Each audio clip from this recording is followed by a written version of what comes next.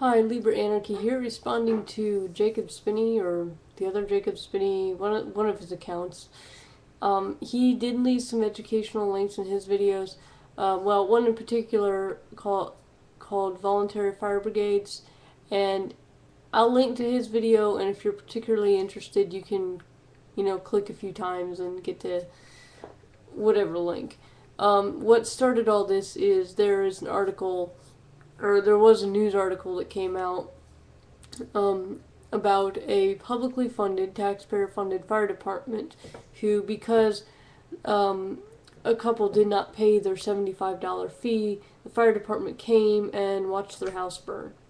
And then they put out the fire of somebody. When this fire spread, they put out that fire. And whether or not the couple should have paid, well, shit, I would have paid were I in their shoes at $75. I mean, and I could go on and on about how I prefer, voluntary or private fire services to, extortion funded blah blah blah, but if that's what we have, shit, I would have paid. So I will certainly respect people who will say, well, shit, it was $75. Pay the damn fee. Do they really have business to complain? Really? Because it's not like $75 is anywhere near life savings, But anyway, I mean, for some people, that's not even a full load of groceries. I mean, like a family of four, not even a full load of groceries here, right? So, okay. Now, having said that, I do want to take you off to hypothetical land and talk to you about how I think privately funded fire departments might be run. Now, keep in mind that this is anarchy land, so, market anarchy land over here, so, yeah, we just changed the name from hypothetical land to market anarchy land. Yeah, it's near Galt's Gulch, but, yeah, anyway, so, we can have different fire departments, and we have competition, and so you don't have one fire department that can just dick people around. So if you do have a business that keeps trying to screw people over, somebody else will go into business and say, oh, well, we're not going to screw you over. And when people collude, if businesses collude, and certainly you could get like this massive collusion in a very large area or something like that. It could happen. But as soon as people start doing stuff like that, some business is going to move in and say, ooh, I can tap into the market that these people aren't serving well or something like that. And sure, I guess you could have this massive conglomerate of corrupt businesses over a wide overarching area that would pay a corrupt group of private defense firms to quote, buy out the organization that was competing with them.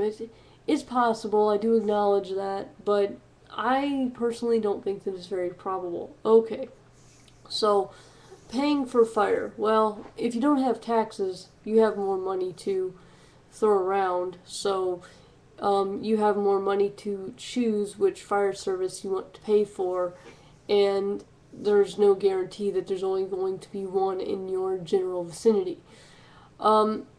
Now, what you might do is, like insurance, simply opt to go ahead and pay for a particular or it may be on a basis of voluntary donations, but or it may be you can opt to pay in a fee for the year or for 6 months or something like that. And in doing so, you will save money, potentially save money from having to pay after the fact, after a disaster, right? After a fire. So it becomes sort of like fire insurance, or perhaps what you're doing is paying your insurance company, and the insurance company is then using some of that to, fund this fire station or even run the fire station. And, the possibilities are endless here. Or let's say for whatever reason you opted to simply not pay the fire department because you didn't foresee a disaster, and you aren't the type of person that's going to pay money just in case, right?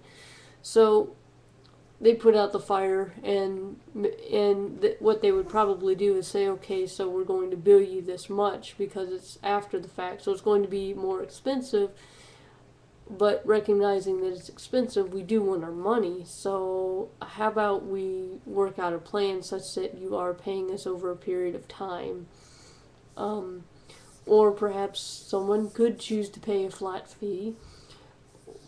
Um, or and let's say worst case scenario, you do only have one fire department in a very large area, and it's full of assholes that will actually come to a person's house and watch it burn because of, say, the color of their skin or something like that. And this has this has happened in American history, so I can understand people's concern. Or people might say, well, now what if you have a fire department full of good old boys and they hear that you're gay, so they come just to watch your house burn? Well, let's look at the incentive structure of this. Um, are they going to profit from a person that they don't like, and by saving the person's house and saying, okay, now you gotta, pay a fee? Or really, are they going to sit and watch it burn and laugh and not make any money? I mean, again, is it possible? Yes. Is it probable?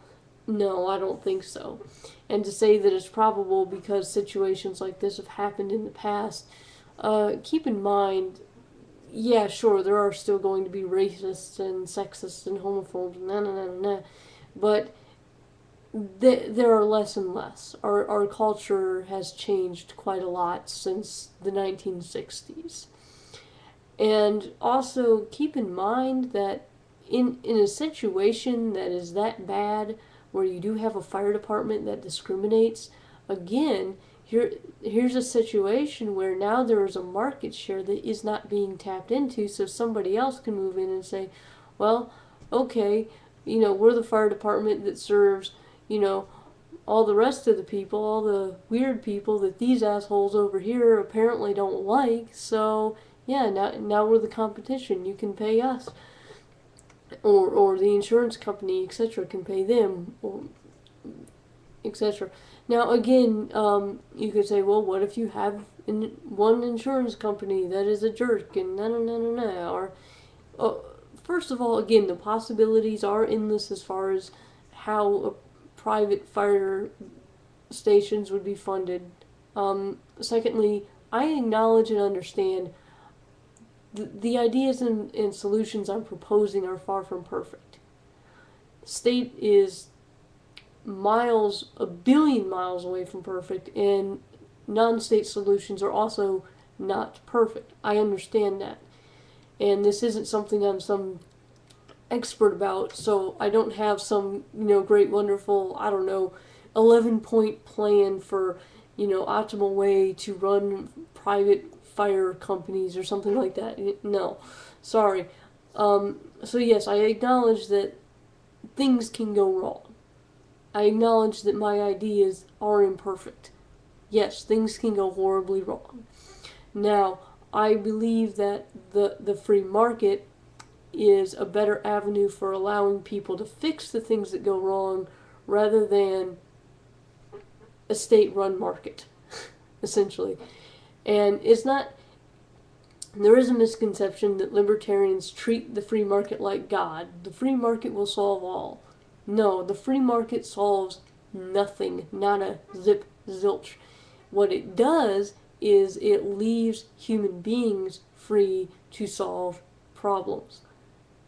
Now, will human beings solve all the problems? Hell no. But a free market allows for human beings a much better chance. And it basically allows us to try things, and if they fail, they fail, instead of artificially being propped up.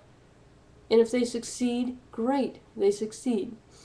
Okay, so that's my little spiel about ideas for private fire companies. And again, even within the context of a stateless society, it doesn't have to be said